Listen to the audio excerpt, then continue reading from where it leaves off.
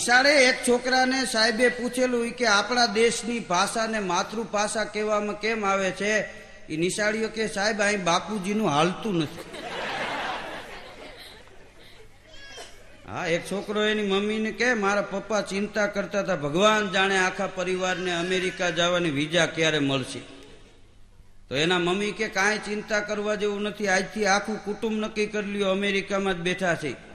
એ છોકરો કે એમ કેમ નક્કી કરી લેવું? એ કે હવના ઠામ ઉટકવા માંડો.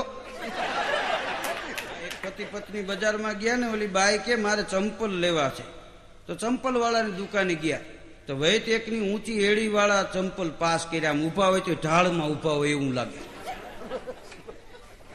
હા, એનો ઘરવાળો કે એડી વાળા નહીં, કે લાહા લઈ લે, ભલે 2 જોડી લે પણ એડી વાળા નહીં. 2 જણા બાયતા. બાઈ કે મારે એડી વાળા જ લેવા. 2 જણા બાયતા બટા જતી બોલી. ઓલો દુકાન વાળો ઓલા ભાઈ ને કે ભાઈ કે મારે બેન ને પહેરવા છે, એને ફાવે એવા લેવા દો ને તમે શું કામ મગજમારી કરો છો? ઓલો કે પહેરવા એને, ખાવા તો મારે ને.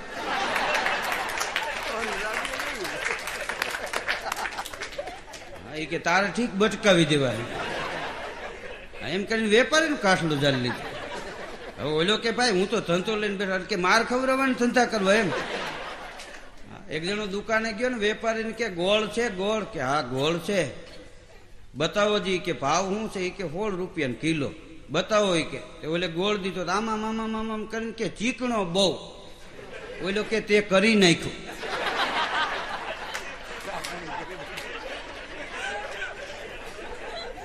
હતો તો કણિયું વાળો, પણ તે આમાં મામા કર્યું ને એમાં ગોળની દેવાઈ ગઈ.